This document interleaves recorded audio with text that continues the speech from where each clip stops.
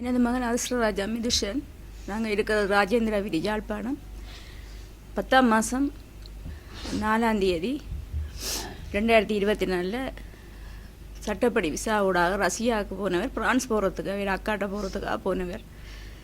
Agency ரஷ்யாவில் போய் இறங்கினோடனே முழு காசும் எங்கள்கிட்ட வேண்டிட்டார், முழு பணம் பெற்றுக்கொண்டார். ஆனால் ரஷ்யாவில் போய் ஏர்போர்ட்டில் இறங்கின உடனே ஒரு ஆர்மி கமாண்டர் தான் இந்த பிள்ளையை பொறுப்படுத்திருக்கிறார்.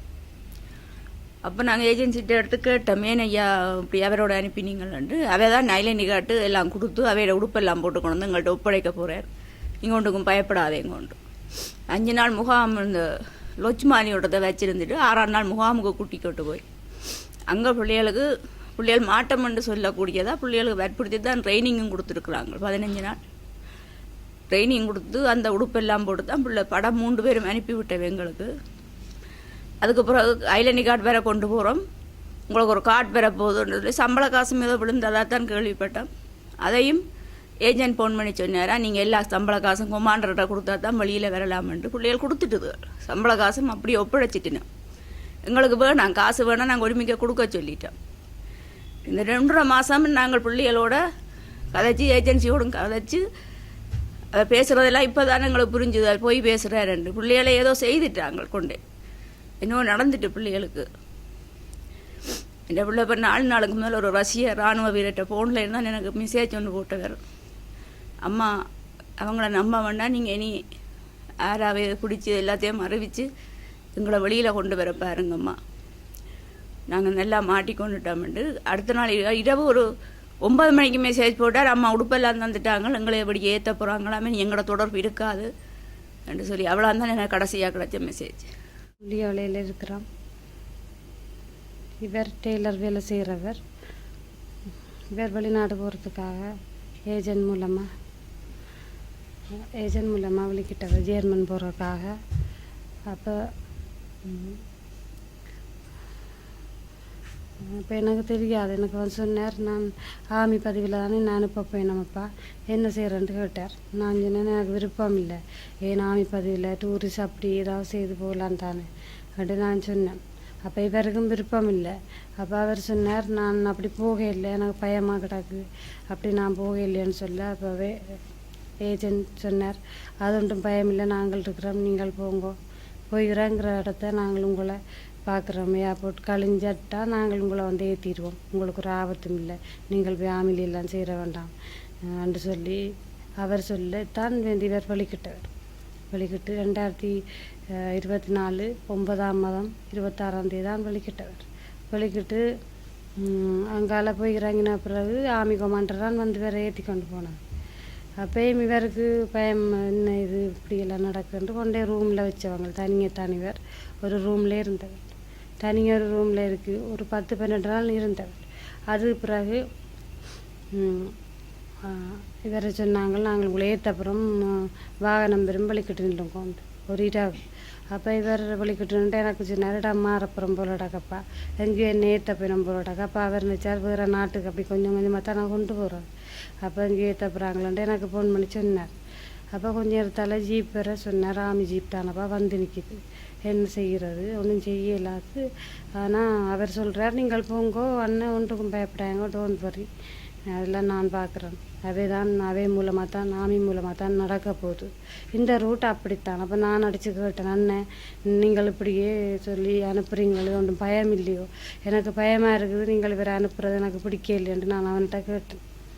அவர் சொன்னார், டோன்ட் வரி அக்கா, ஒன்றுக்கும் பயப்படாதீங்க, நீங்கள் எல்லாம் நான் இருக்கிறேன், நான் பார்ப்பேன், இந்த ரூட் இப்படித்தான், ஆமி கமாண்டரை வச்சு தான் செய்கிறோம் என்று சொல்லி சொன்னார். அப்போ அதை நம்பி நானும் இவரும் சரி எல்லாரும் போகிறாங்க, இவருக்கு பாசையும் தெரியாது, எல்லாருமே வேறு மொழி, சிங்களவர் மற்ற வேறு பாசை உள்ளார்கள்லாம், தமிழர் இவரோட ஒருத்தருமே இல்லை. அவருக்கு யோசித்து முடிவெடுக்கவும் முடியல. அவர் தண்டை பாட்டுக்கு எனக்கு சொன்னார், அவர்கிட்ட தான் நான் பேச கேட்பார், என்னென்ன செய்கிறேன். அவர் சொல்லுவார், நீங்கள் போங்க, அதில் நான் பார்த்துக்கொள்கிறேன், நான் எடுத்துக்கிறேன்னு சொன்னேன்.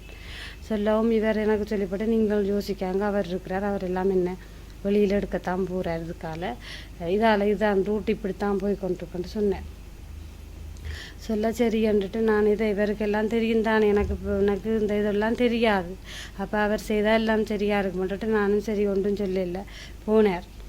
போயிட்டு சொன்னார் இப்படி மெடிக்கல் எடுக்கணும் ட்ரைனிங்கு மெடிக்கல் எடுக்கணும் லெட்டரில் அக்ரிமெண்ட் சைன் பண்ணினோம் என்ன செய்கிறேன்டாப்பா அப்போ நான் சொன்னேன் எனக்கு இந்த சைன் எல்லாம் பண்ண வேண்டாமப்பா நீங்கள் என்னத்துக்கு சைன் பண்ணுறாங்களே இது எங்களுக்கு ரஷ்யா மொழியும் தெரியாது ஒன்றும் பாசிக்காமல் நீங்கள் ஒன்றும் சைன் பண்ண வேண்டாம் சைன் பண்ணாதீங்கோ முதல் எதுக்கும் கேட்டு செய்யுங்கோன்ட்டு அப்போ அவர்கிட்ட அவர் எங்கடைய செஞ்சிட்டா கேட்டார் இவர் என்னென்ன எப்படி சைன் பண்ண கேட்குறாங்க நீங்கள் ஒன்றுக்கும் பயப்படாங்க எல்லாம் நாங்களாம் இல்லை அவங்க கிடையாகலாம் நாங்கள் உங்களை வெளியில் எடுத்துருவோம் அண்ணன் நீங்கள் அவங்க சொல்கிறபடியே செய்யுங்கோன்றாங்க அப்போ அவரும் பார்த்தார் தனியாக தமிழன் தான் ஒரு ஆள் தான் எல்லாருமே முழு பேருமே வேறு மொழிக்காரர் அப்போ கதைச்சு வரக்கு முடிவெடுக்க கூட ஒருத்தரும் இல்லை எல்லாரும் புதுமுகங்க அப்போ அவர் என்ன செய்தார் போய் அவர் எல்லோரும் சைன் பண்ணுறாங்கன்னு தானும் சைன் பண்ணிட்டார் மொழி தெரியாமல் தான் சைன் பண்ணார் எதுவும் வாசிக்காமல் கொள்ளாமல் என்ன சொல்கிறாங்கன்னு தெரியாமல் சைன் பண்ணிட்டார்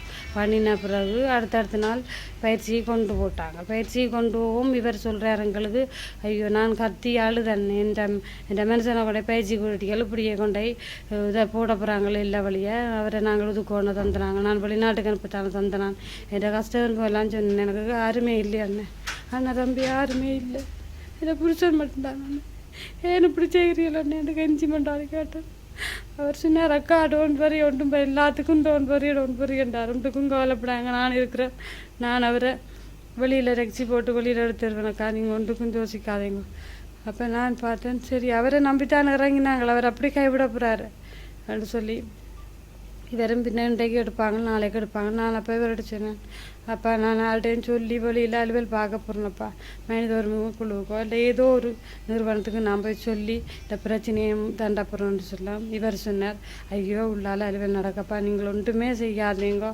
பேசாமல் இருந்தீங்களா காணும் அவனோடே முரண்படாதீங்கோ நீங்கள் அவனோட சண்டை பிடிக்கிறீங்களா சண்டை பிடிக்க அவன் சொல்கிறான் கூட வேலி ஒன்றும் சரி வராதுன்னு இப்போ புஷ்பாக்கா சண்டை பிடிச்சுருக்குறான் நீங்கள் இப்படி புஷ்பாக்கா சண்டை பிடிச்சா நான் ஒன்றும் செய்யலாமல் கிடக்கேன் அப்போ எனக்கு எடுத்து பேசினார் நீங்கள் சண்டை பிடிக்கிறீங்க நான் தான் உள்ளுக்கு நிற்கிறேன் பேசாமல் இருங்கோ பிள்ளைகளை பார்த்துட்டு சந்தோஷமாக இருங்கோ நான் ஏதோ வழியில் வந்துடும் தெரியாமல் நான் மாட்டுப்பட்டு போனேன் எனக்கு ஒரு ஹெல்ப்புக்கு ஒரு தமிழனும் இல்லை நான் கதைக்கக்குள்ள ஆள் இல்லாமல் நான் இப்படி மாட்டிட்டேன் நீங்கள் என்ன பெரிய யோசிக்க வேண்டாம் நான் வெளியில் வந்துடுவேன் நீங்கள் அவனோட முரண்பட வேண்டாம் என்னை அடக்கி இன்றைக்கு 2 மாதமாக அடக்கினார் அதுக்கு பிறகு சொன்னார் பயிற்சி முடிஞ்சுது நான் அவன்கிட்ட கேட்டேன் அண்ணன் என்னென்ன பயிற்சி முடிஞ்சது நீங்கள் என்ன சொல்லி ஐயோ அலுவல் நடக்கக்கா உங்களோட அலுவலாம் நான் நிற்கிறேன் வந்துட்டு கோல் வருது அங்கே கதைக்க போனாக்கா உங்களோட அலுவலானக்கா பெரிய ஒன்றும் ஒரு பிரச்சனையும் இல்லைன்றார் சரி அவர் இப்படி சொல்கிறார் ஏதோ ஒரு நம்பிக்கை தான் எங்களுக்கு சரி எடுத்து விடுவார் என்ற புருஷனைன்ட்டு நானும் இவரோட கோல் காய்ச்சி இருந்தேன் திடீரெண்டு இவர் சொன்னார் அப்போ என்ன எங்கேயோ எங்கே ஏற்றப்படுறாங்கன்ட்டு எனக்கு தெரியல எனக்கு தெரியல இல்லைக்கு தானே இங்கேன்ட்டு சொல்ல தெரியல ஒன்றும் சொல்லாமல் ஏற்றுறாங்க பாருங்க அப்போ 2-3 தடவை லைனுக்கு போய் அடுத்த நாள் வந்தார் வந்து கடைசியாக சொன்னார் நான் இப்படித்தான் நான் போயிட்டு வருவேன் இத்தனை மணி சென்றாலும் நான் உங்களுக்கு ஊர் எடுப்பேன் நீங்கள் எடுங்க கொண்டு நானும் நீங்கள் அடியும் கொண்டுட்டு நானும் பார்த்துட்டேன் அடுத்தது போனவர் 10-12 நாள் என்னோட கோலும் இல்லை ஒன்றுமே இல்லை வேறு தம்பியாக்கள் அவை கடிச்சு கேட்டால் பாலனை நிற்கிறாருன்ற செய்தி மட்டுமே அதில் விழுந்தது சரி நிற்கிறாரு நான் கடவுளேன்ட்டு விட்டா இவர் போயேக்க நான் ஒரு வார்த்தை கேட்டேன் நான் என்னப்பா நீங்கள் போகிறீங்க தச்சு தவறி உங்களை திரும்பி வர முடியலையோ இல்லை என்னோட கதை கேளாட்டிக்கு நான் என்ன செய்கிறேன் நான் உங்களை பார்க்க மாட்டேன் நான் எங்கேயாவது மீடியாவிலையோ இல்லை எங்கேயாவது நான் போய் சொல்லுவேன் இந்த பிரச்சனையை நான் இல்லை உங்களோட நான் கதை காட்டி நீங்கள் போய் எல்லாத்தையும் அறிவிக்கிற இடத்துக்கெல்லாம் அறிவிங்க அப்புறம் நான் ஒன்றும் கேட்க மாட்டேன் என்ன போன் சில வேலை வேண்டிடுவாங்க கதைக்கு இல்லாது அப்படியான ஒரு கட்டம் தான் நான் கதைக்க மாட்டேன் உங்களோடன்றார் இப்போ 10 நாளை பிறகு நேற்று கோல் எடுத்தார் நேற்று இவ்வளோ நாளும் ஆள் இல்லை எங்காண்டே எனக்கு தெரியாது நான் அழுது குளறி கொண்டிருந்தேன் இருக்கா நேற்று இரவு 12:30 அப்படி கோல் எடுத்து சொன்னார் அவசரம் காய்ச்சார் நடுங்கி காய்ச்சார் அப்பா நான் நிற்கிறேனப்பா நான் காயப்பட்டுட்டேன் நிறுதுளி சண்டை நடக்கு மேலாலேயும் அடிக்கிறாங்க கீழாலேயும் அடிக்கிறாங்க மேலேயும் இதுகள் வருது அங்கேயும் போகலாம் ஜீப்பில் போனாலும் அடிக்கிறாங்க எனக்கும் இருக்கலாப்பா மேலெல்லாம் உடம்பு இல்லாமல் எனக்கு காயம் எங்கே காயம்ன்ட்டு கேட்டேன் அவர் எல்லாம் படிவாக சொல்கிறாரு இல்லை நான் பயப்படுவேன்ட்டு காலில் மட்டும் காயம் வைப்பான்னு சொன்னார் என்ன பெரிய யோசிக்காதுன்ற பிள்ளையில படிவாப்பேன் சின்ன பிள்ளை திறமை இருக்காது ராங்கியாயிருன்னு சொன்னார் என்ற பிள்ளையில பேர் சொன்னார்